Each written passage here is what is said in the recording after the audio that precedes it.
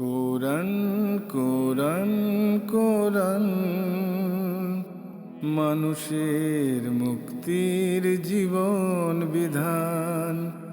কোরআন স্রষ্টার সেরা দান, পথহারা মানুষের। আসসালামু আলাইকুম প্রিয় দর্শক, আপনারা যারা দেশে আছেন প্রবাসে, সবাইকে জানাই অনেক অনেক প্রীতি ও শুভেচ্ছা।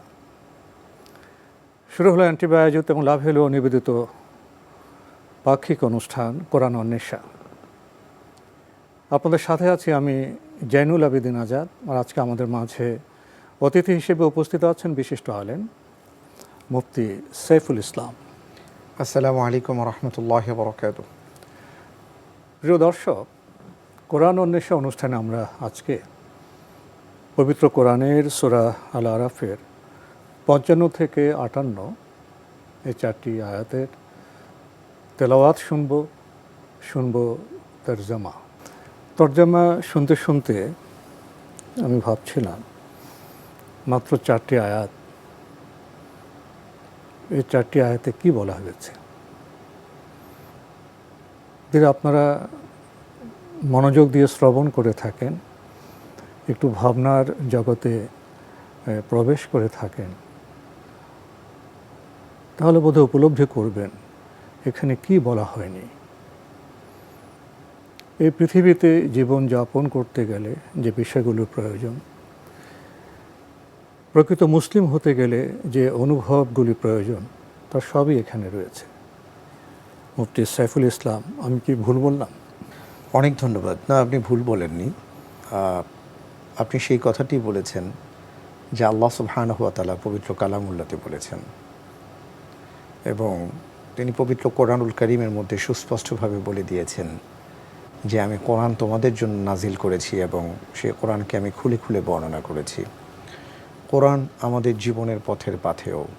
এ কোরআন আমাদের পথ দেখায়, কোরআন আমাদেরকে আলোকিত করে, কোরআন আমাদের জীবনের কথা বলে, আলোর কথা বলে, সফলতার কথা বলে, এবং এই কোরআন আমাদেরকে বাস্তবতা, সেই সাথে আমাদের সমৃদ্ধি সব কিছু তুলে ধরে।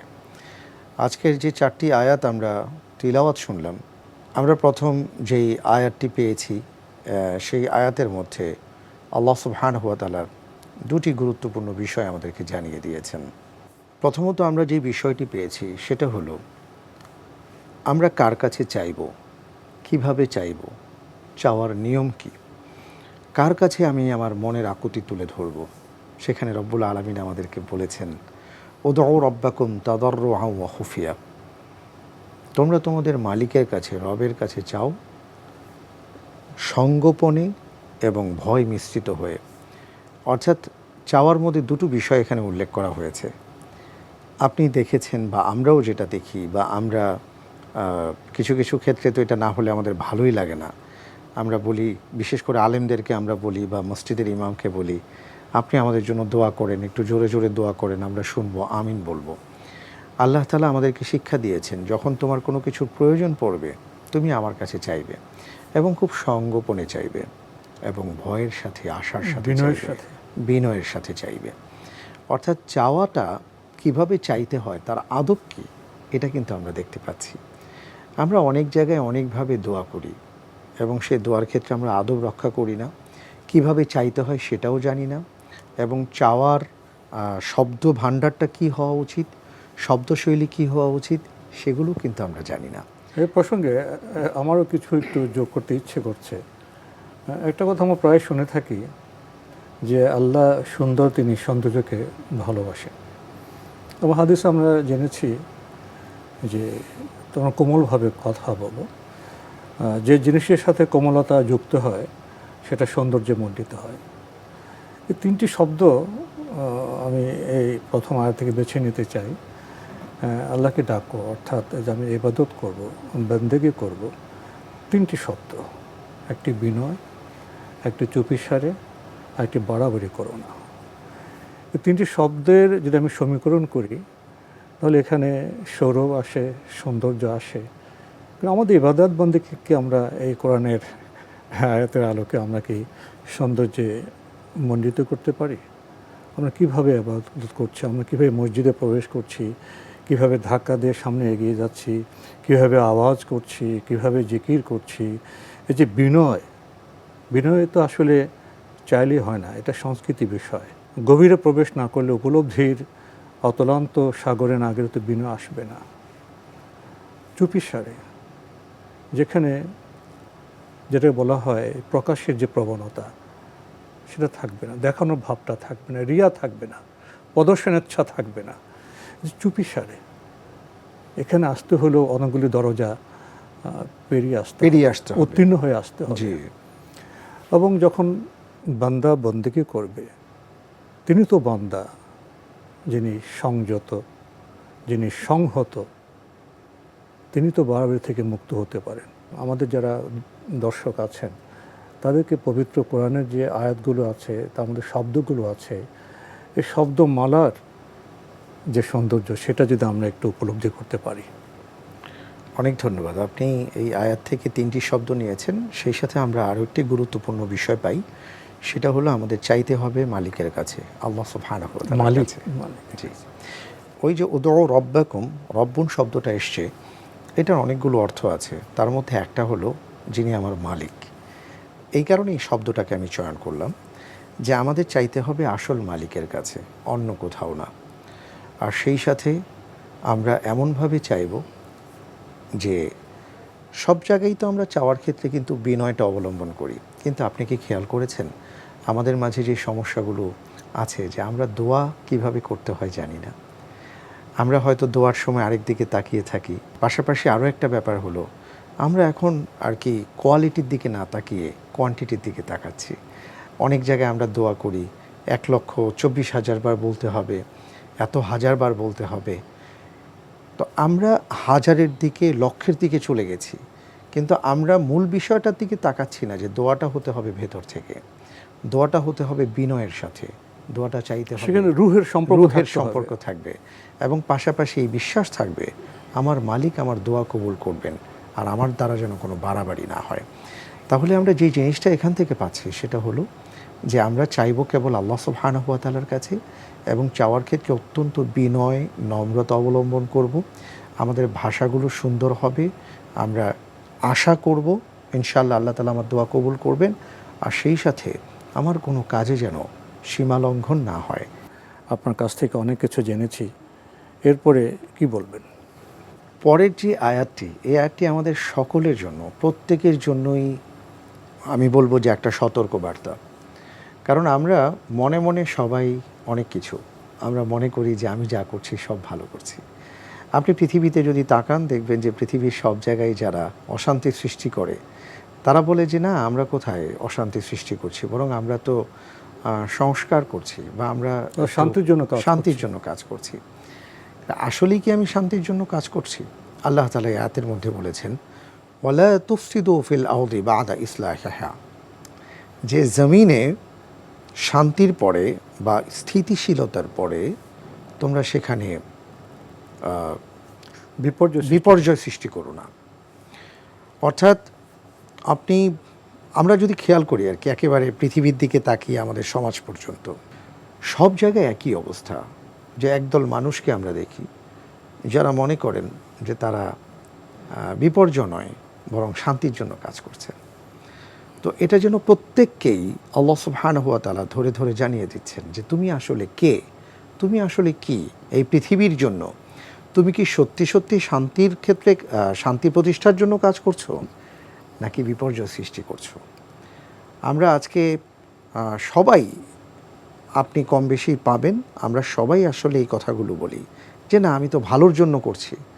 ভালোর জন্য করতে গিয়ে কতগুলো মন্দ করা হচ্ছে, মন্দ কাজগুলোকে প্যাট্রোনাইজ করা হচ্ছে, প্রতিষ্ঠিত করা হচ্ছে, বিপরীতে বলা হচ্ছে যে আমরা ভালোর জন্য করছি। এখানে থামি আমরা একটু, এই যে আয়াতটিতে এত গুরুত্বপূর্ণ কথা বলা হলো জমিনের শান্তি স্থাপনের পর, তার মানে ইসলামের মূল যে অবস্থানটা, পাটাতনটা হলো শান্তি চায়। তো শান্তি তো অনেক কষ্টে স্থাপিত হয়, প্রতিষ্ঠিত হয়, এরপরে দেখা যায় আবার বিপর্যয়ের সৃষ্টি হয়, বিপর্যয়ের একটি সময় চলে আসে। এটা কেন আসে?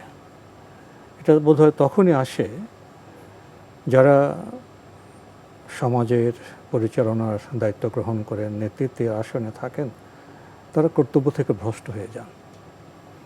তারা কর্তব্যের বদলে যেটা কর্তব্য নয়, অর্থাৎ শান্তির জায়গায় অশান্তি সৃষ্টি করেন, জনগণের জীবন জীবিকার জন্য প্রশস্ত পথ নির্মাণ না করে সংকীর্ণ করেন, নিজের জন্য প্রশস্ত পথ নির্মাণ করেন, দুর্নীতি আকণ্ঠ নিমজ্জিত হয়ে যান, নিজেদের যে কায়েমি স্বার্থ সেটা প্রতিষ্ঠিত করতে গিয়ে সন্ত্রাস করেন, শান্তি ভঙ্গ করেন।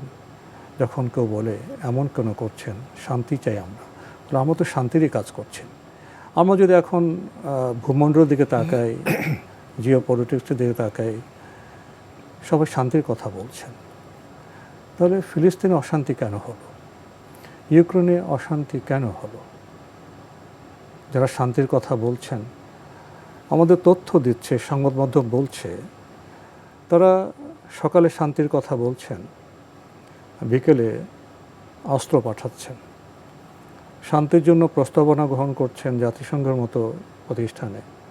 বেরিয়ে তারা নিজেরা শুধু অস্ত্র পাঠান না, কোনো কোনো দেশের প্রধানমন্ত্রী সেই উড়োজাহাজে চেপে অস্ত্রসহ গিয়ে যারা আগ্রাসী, যারা জালেম, তাদেরকে দিয়ে আসছেন। এই যে স্ববিরোধী আচরণ আমরা আন্তর্জাতিক পরিমণ্ডল দেখছি। একই সাথে যদি আমরা আমাদের সমাজের দিকে তাকাই, যারা সমাজপতি, তারা স্টেজে উঠে, মঞ্চে উঠে শান্তির কথা বললেন, উপদেশ দেন, কিন্তু সমাজে যে অশান্তি সৃষ্টি হচ্ছে বিভিন্ন দিক থেকে, তার পেছনে কিন্তু তারাই সক্রিয়, তাদের দলবল সক্রিয়। এই যে স্ববিরোধী আচরণ, এটি তো বোধহয় আমাদের বর্তমান বিশ্বে মূল সংকট। মূল সমস্যাটা হলো কি জানেন? এই আয়াত যে কথা বলেছে, ওয়ালা তুফসিদু ফিল আরদি বাদা ইসলাহিহা, শান্তি প্রতিষ্ঠার পরে বিপর্যয় সৃষ্টি করো না, এবং তোমরা বলো না যে আমরা শান্তির জন্য কাজ করছি। শান্তি প্রতিষ্ঠা মানে হলো সমাজে যখন আমাদের এই দ্বীনের বিধানকে আমরা মেনে চলার চেষ্টা করব, আল্লাহ রব্বুল আলামিন আমাদেরকে যেই পথ পন্থা বাতলে দিয়েছেন, জানিয়ে দিয়েছেন, রাসূল সাল্লাল্লাহু আলাইহি ওয়াসাল্লাম যেটা প্র্যাকটিক্যালি আমাদেরকে দেখিয়েছেন, সেটার উপরে যখন আমরা চলব, শান্তি আসতে বাধ্য। এবং এই শান্তি একসময় পৃথিবীতে কায়েম হয়েছে। পরবর্তীতে কি হয়েছে দেখা যাচ্ছে যে রাসূল সাল্লাল্লাহু আলাইহি ওয়াসাল্লাম যখন এই শান্তির বার্তা পৌঁছে দিয়েছেন, তিনি যখন শান্তি প্রতিষ্ঠা করেছেন, একদল মানুষ তারা এই শান্তিটাকে গ্রহণ না করে বিপর্যয় সৃষ্টির চেষ্টা করেছে। শান্তি যারা চান, যারা শান্তি কায়েম করতে চান, তাদের পথ তো কখনো মসৃণ থাকে না। মসৃণ থাকে না। ভালো কাজ করবেন, শান্তির পথে যাবেন, পথ মসৃণ হবে না। তখন তো আমরা আল্লাহকে ডাকি। এখানে যে কথাটি আপনার কাছ থেকে জানতে ইন্না চাইব, রাহমাতাল্লাহি এই যে করিবুম ভয় এবং আশা নিয়ে আল্লাহকে ডাকতে বলা হয়েছে, এর ব্যাখ্যাটা কি? ভয় এবং আশা নিয়ে। অসাধারণ, এটাই হলো ঈমান, ভয় এবং আশা। দেখুন, আপনি কারো কাছ থেকে কোনো কিছু চাচ্ছেন অথবা কারো কাছ থেকে কোনো কিছু পাওয়ার আশা করছেন। আপনি যদি তার সম্পর্কে সঠিক জ্ঞান আপনার না থাকে, আপনি তার সম্পর্কে বিশ্লেষণ করতে পারবেন না। আল্লাহ সুবহানাহু ওয়া তাআলা কতটা ক্ষমতার অধিকারী, এবং তিনি তার বান্দার ক্ষেত্রে এবং তিনি তার সকল যত সৃষ্ট জগতের যা আছে সব ক্ষেত্রেই সব কিছু করতে পারেন। এই যে বিশ্বাসটা, এই বিশ্বাসটা যখন আমাদের ভেতরে তৈরি হবে, তখন আমরা অন্যকে ভয় না পেয়ে যাকে ভয় করার দরকার আমরা তাকে ভয় করব। অর্থাৎ আমার ভেতরে যদি শাস্তির ভয় থাকে, আমার ভেতরে যদি জবাবদিহিতার ভয় থাকে, আমার ভেতরে যদি বেইনসাফির ভয় থাকে যে এটার জন্য আমাকে জবাবদিহি করতে হবে, তাহলে কিন্তু আমার জীবন সহজ পথে পরিচালিত হওয়ার কথা। এবং সে অবস্থায় পরিস্থিতি যতই কঠিন হোক, যতই বিপরীতে থাক, আল্লাহ তো আমাদেরকে বলছেন যে আল্লাহ রহমত ন্যাক লোকদের অতি নিকটে। অনেক সময় বলে না, যারা সত্যের সংগ্রামী, সত্য প্রতিষ্ঠা করতে চান, চারিদিক থেকে বিপর্যয়, শত্রুতা, তখন তো এমন অবস্থা সৃষ্টি হয়, আল্লাহর সাহায্য কত দূরে, আল্লাহর সাহায্য কোথায়? সেখানেও তো আমাদের এখানে আশ্বাস দেওয়া হয়েছে। এই আশ্বাসটার আগে যে কথাটা বলতে চাচ্ছি, যে আশা আর ভয়ের মাঝখান দিয়ে যখন আমরা চলবো, তখন ওই যে একটু আগে আপনি বলেছেন যে পথটা মসৃণ হবে না।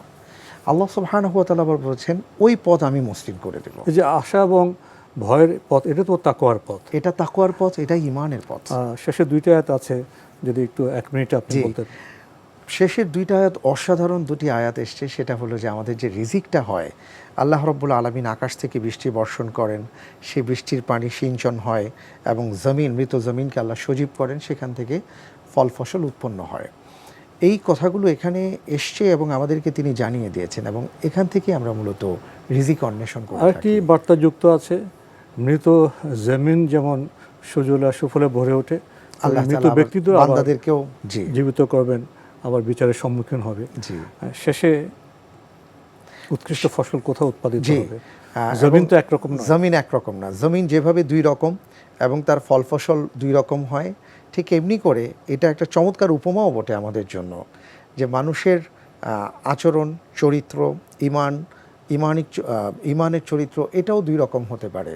সুতরাং আমি যদি ভালো হই, আমার সব কিছু ভালো হবে, আর আমি যদি খারাপ হই, আমার মন মানসিকতা যদি খারাপ হয়, তাহলে আমি যাই করি না কেন আমি ফল পাবো না। এই বার্তা নিয়ে আমরা আমাদের আজকের অনুষ্ঠান শেষ করতে চাই সময়ের কারণে।